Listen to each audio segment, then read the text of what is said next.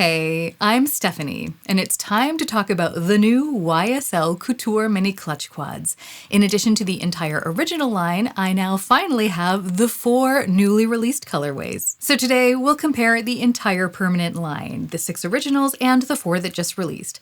As always, with swatches, application footage, comparisons, and timestamps, so you can easily hop, skip, and jump to whatever's most relevant for you. I do have several other videos about this line in which I discuss things like the different colorways and do a deep dive on the different formulas and textures, and I will link all of those in the show notes because they are definitely all relevant for these new palettes. But for the sake of everybody who has watched those videos, I'll try to avoid repeating myself here because all of that information will be easily linked for you to find. Before we dive into the deets on these goodies, here's my full disclosure. I purchased all 4 of these new quads with my channel's budget.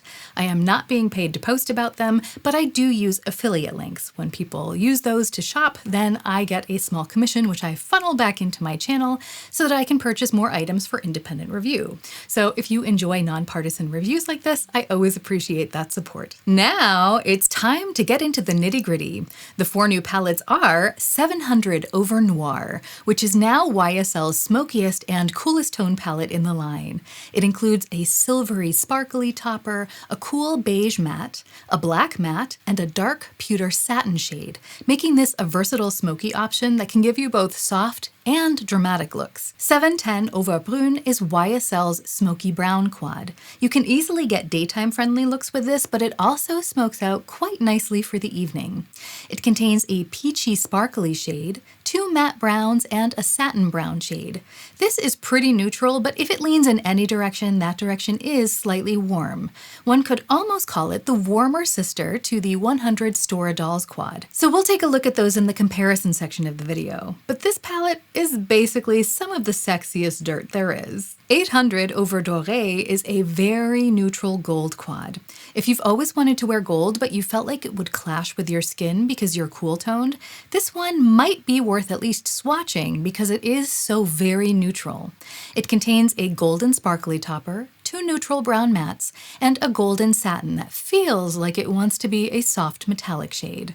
And the last of the new quads is 800 Over Orange, which contains a peachy sparkly topper, 2 matte shades, and 1 semi-satin shade. This quad looked shockingly orange in the promo pictures, but is actually a wearable warm coral quad. And if my beige babe self thinks of this as wearable, that says something.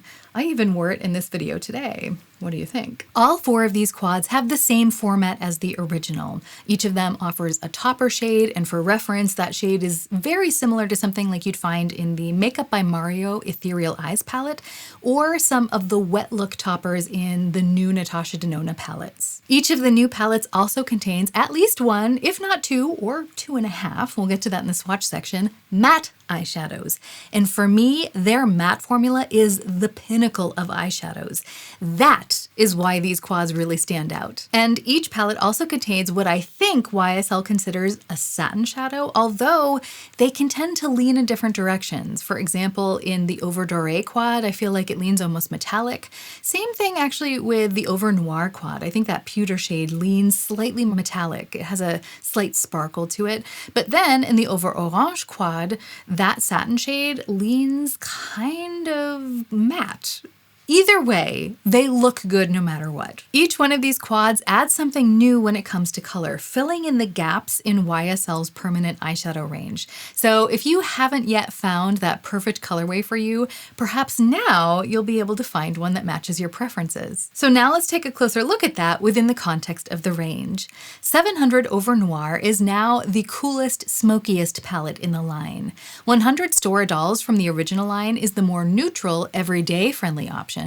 710 Over Brun is the warmer leaning brown tone smoky palette. This one leans a little darker than the others as the only lighter shade is the glitter topper. And the glitter topper in this one does have less translucency to the base than the other toppers in the other quads, giving it a slightly more intense peachy hue. 800 Over Dore is the neutral gold palette of the bunch, with the browns in here being more neutral and lighter in tone than those in Over Brun. 300 Kasbah Spices from the original line is the warm-toned neutral option with the characteristic pale orangey brown to give it a very basic pop of personality. 810 Over Orange looks downright vibrant in comparison. This palette is by far the warmest and the most vivid of the bunch, although the topper is actually a slightly less intense version of the topper in Over Brun. The sparkle is very similar, but the base is less opaque. And 600 Spontini Lilies from the original line was the closest in hue that I could find, but as you can see here, it's really not close at all, being much more pink than coral. Now that we've seen how the color stories fit into the range, let's talk about the quality. When I initially reviewed the 700 Over Noir and 800 Over Dore quads, I did mention that I felt like some of the mattes didn't feel quite as magical as the ones in the original line. So there was the question, did YSL quietly reformulate these when they reformulated their lipsticks? That is a question for another video, but I have done some research, and if you would like to learn what I found out, make sure you're subscribed because tomorrow's video will be an upside down, inside out review of these palettes. And in those reviews, I typically take a look at the makeup from a different perspective, and we'll dive into that question there. But other than that difference, the quality of these palettes is very similar, if not improved in some ways. For example, many people who bought the original 6 quads when they first released found that the entire pan of eyeshadow would just fall out of the compact because there were some apparent adhesive issues during manufacturing. But I can tell you that these feel a lot sturdier and not a single one of them has fallen out. And I put it to the test because when I was doing my makeup today for this video, I had this palette in my hand and somehow it ended up flying out of my hand into the wall and onto the floor, all while it was open, and it is still perfectly intact. So I have to say, through experience, I think that's a pretty good test. It worked out well. They feel sturdy. But if you, like me, own some of the older palettes that had those adhesive issues, I did fix mine and even upgrade them in the process. If you'd like to see how I did that, I'll link that video for you here and in the show notes. When it comes to the powders themselves, although some of the mattes don't feel quite as luxurious as those in the original palettes, most of them do, and all of them work. It's just that a couple of them take a little bit more blending than the original formula. The glitter toppers all feel pretty similar to me, except perhaps for the one in the 710 Over Brun quad. That one seems to have a slightly more opaque base. It still has the same shine factor though, and also the same glitter fallout. I have found ways to minimize that fallout, but there is still always at least a little bit under my eyes no matter what I do. And maybe that's just because I have deep set hooded eyes. But to be honest, it doesn't really bother me that much because it's not a massive amount. It's not as if all of the shine falls from my eyes onto my cheeks over the course of the day. It's usually just a few little flecks here or there. So, out of all of YSL's quads now, which ones are my favorite? Well, my most used palettes from the original line were the 100 Stora dolls and 300 Kasbah Spices palettes, which is no surprise if you've been following my channel for a while because as far as my taste goes, the more beige, the better.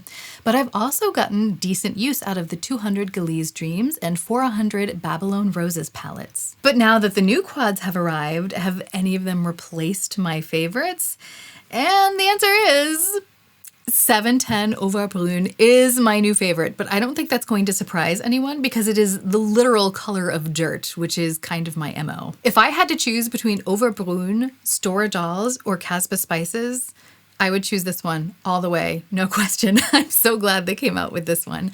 There's something really magical about this matte shade that's not matte at all because when you see it in certain lights, it's quite sparkly, but that's gorgeous. This satin shade is absolutely beautiful. This matte shade is so perfectly boring, and this one feels just as magical as all of my favorite mattes from YSL do. And the sparkling topper is quite nice, even if it does give me some fallout. And the fact that it's a little bit more opaque, I think is really nice because all of the other shades in this palette are either mid-toned or dark. I do feel like this adds a little bit of brightness to my look. But I was also surprisingly impressed by 810 Over Orange. I didn't think I was going to like this one simply because it's so vivid, but I have to say this orange corally color really, I feel like makes my blue eyes pop. And I like the fact that there are 3 mattes in here. I think technically it's 2 mattes and 1 satin, but the satin factor here is really dialed down. So there's a very subtle sheen. So it almost looks like a matte on the eye. But since I'm so impressed with their matte formulas, that doesn't bother me at all. And I just really enjoy this one more than I ever thought I would. And that surprised me. To sum things up, I still really enjoy the Stora Dolls and Kasbah Spices colorways, but 710 Over Brun really takes the cake for me. Ultimately, it is a question of color preference since the formulas are comparable across the board, with the exception of those slight blending issues with some of the darker mattes in the newer palettes, but this palette is one that does not suffer from that. And strangely enough, I don't own a single palette that could dupe this, which says a lot considering how into brown and beige I am. So even this somewhat boring color story has a unique element to it. Speaking of dupes, let's look at some comparisons, and we'll start with 710 Over Brun because we're here. This palette is a deeper version of most neutral quads I have, as the lightest shade in the palette is the topper.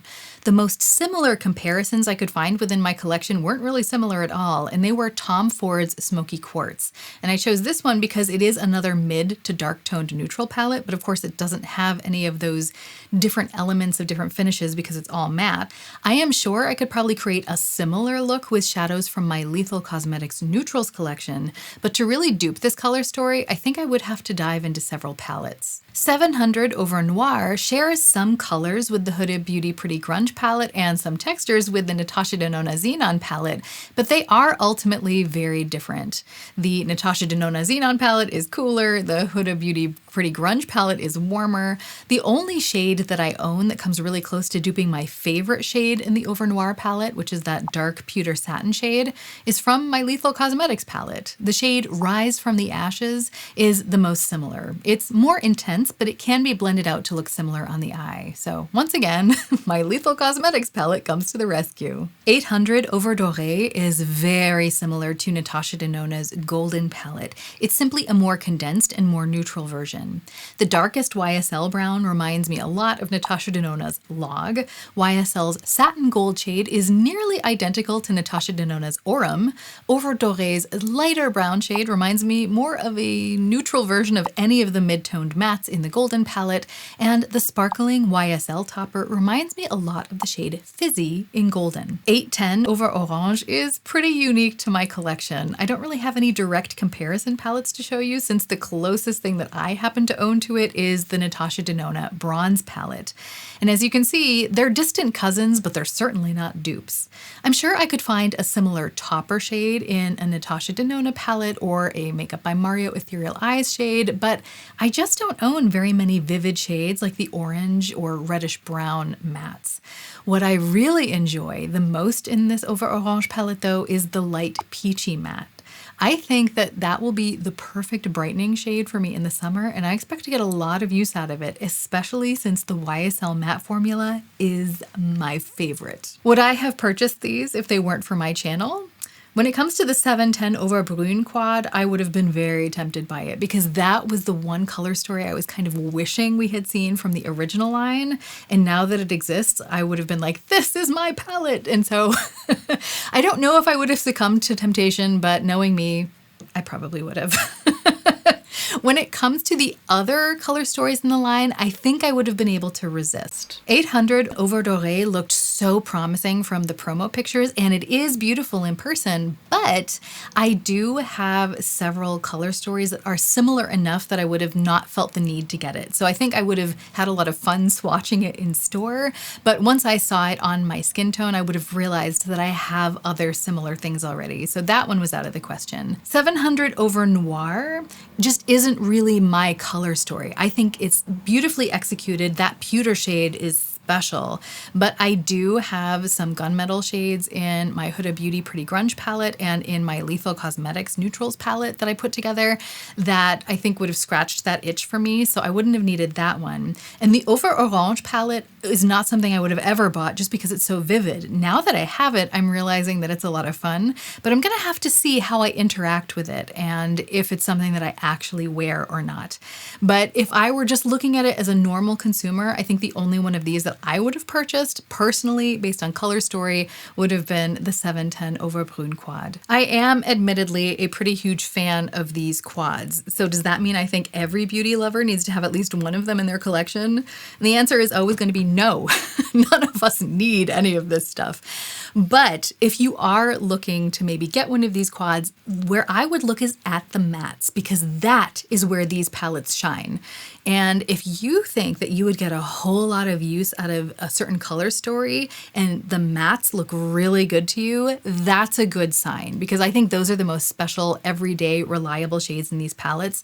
The glitter toppers are gorgeous, but they will give you a little bit of fallout. So I would say look at the more boring shades to see if it's something that you'd use every day. And if so, maybe it would be worth it. But of course, on this channel, I always try to keep in mind that the true luxury of things like beauty and makeup is in using and appreciating those things, not just purchasing them. If you'd like to see what that kind of content looks like, feel free to check out this video.